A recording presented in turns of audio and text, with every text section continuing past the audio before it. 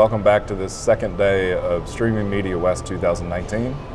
I'm Tim Siglin, contributing editor with Streaming Media Magazine and the founding executive director of the not-for-profit Help Me Stream. And today I've got with me Darcy Lorincz. Darcy, what's the name of your company and what does your company focus on? The company I'm here with is Torque Esports, and our focus on two things. Vertically, we're oriented towards motorsports and automotive in this gaming sector. And then horizontally, we have a number of properties, including business analytics, data intelligence, streaming, which is universal or UMG gaming, and a number of other assets. So, kind of a full service company for ourselves and obviously for others that use our services. And when you talk about the auto sports and like that, are we talking like typical US racing or Formula One or? All the above. So our game that we have is called Gear Club, and it supports all types of racing, from open wheel, Formula One type of racing, to rally, to road race. So we really don't differentiate. For us, automotive and motorsports, we cover it all, and it's a global practice for us.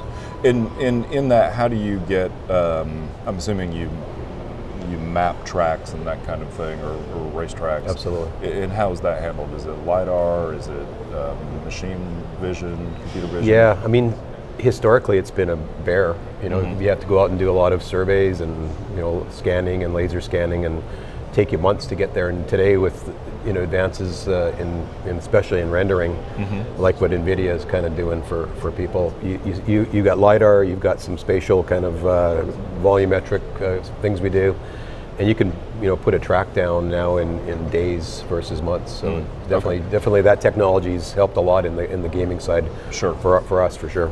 And obviously within the game, there's communication and like that. Where does the streaming aspect come in? Is it people watching the game on, say, Twitch or something like that, or is it also in-game streaming of audio? Oh, it's all the above. So for the majority of the consumers that watch our events, so UMG Gaming is a great example. We have Fortnite Fridays and Minecraft Mondays and those typical things you hear about. So those are produced events. We got a green screen in the studio and do that. But ultimately, the scale in the business is we do literally thousands of events a day that are automated. And that's where people are challenging each other in different games. For the racing side, it'll be challenge to a race and who wins the race. But all the other games, whatever they are, it's who wins the battle. It's a far cry from the first time I played pole position. So obviously, if you've got people challenging, like you said, you have to automate it. Sort of, what's the audience size for your Fortnite Fridays, Minecraft Mondays type of thing? It depends. So the automated, daily events, that's people and their friends. So you get a few thousand people watching. Everybody's got a social following. So when they challenge each other, you immediately find out. You tell your friends, and you're on this challenge, and people watch you. The big events, especially when you get an influencer or some major gamer come in, we can have millions, and we do. And so that's obviously drawing in the Twitch audience. The influencers have their own following, and it ends up being a significant uptick when there's an influencer. But in any given Friday, because people know there's prizes and money and things that they can win, it's significant audience. Nice. And the gaming side, obviously we know the numbers in things like Fortnite and Minecraft. There's millions of players. In our game, on the driving side, which we're launching a lot of competitions starting next month around the world's fastest gamer, it's 14 plus million gamers. So if each of those people have 10 friends and they have 10 friends, you imagine the audience size, right? So it's significant. Nice. So speaking of what you're launching, talk to me about what we can sort of expect a year out in esports and streaming. What's your sort of projection of where the market's going? Yeah, for us, it's just growing audience. So clearly, having an automotive kind of vertical, we get to control our destiny. We've got our own game, we've got our own streaming network with UMG. So for us, it's just more audience. How can we grow the audience?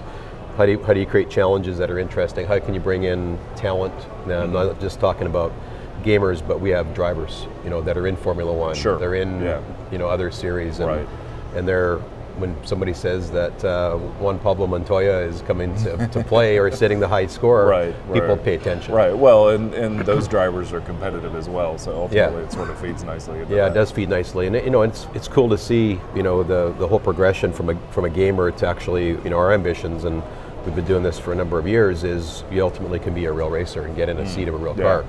So that actually creates a significant crowd of just automotive fans, race fans, because they want to see these kids go from the couch gaming on a mobile device, suddenly they're in a in the seat of a Formula E. Well, and it's interesting from a bit of a reverse. Jose Castillo, who you know, who does the streaming media shows, but he also hosts the NASCAR Trackside Live. He got part of his start in social media at the Bristol Motor Speedway when there was a rainout. He and Dale Earnhardt Jr. sat there and played video games, you know, and so I could totally see how that could help boost the audience significantly when you have a well-known racer, whatever the whatever the series is, and like that. So. I think into the about where the future was. I think you'll see more sports games like that are more real. I mean, I'm not kicking fantasy sports or first-person shooter or battle royale. That's just it's got its own popularity.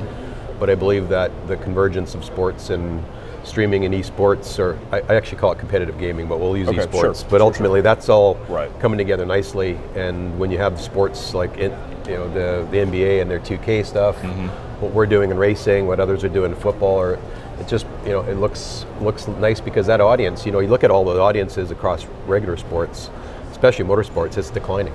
People aren't going to the gates and they're not watching television, because they're young and they're at home playing games. So how do we get, the real thing is how do we reach that audience, bring them online, treat them like they're a race fan, but in the virtual world. And that's really especially do that in the off season to get their anticipation up for the actual season itself and in real life. Yep. So. And the GT Academy was the foundation of all this, which we ran for a number of seasons. And now this World's Fastest Gamer, everybody, when you get in the seat of a car and it's a race car, you think you can win. I don't care if you're good or bad, that's your ambition. Sure. So that obviously creates a lot of buzz around things, and we're giving away a lot of prizes and $1 million and a ride in a real car that for us we expect next year, just to keep numbers keep going up. Right, nice, awesome. Darcy, as always, thank you for coming and sitting with us, and we'll be right back with our next interview.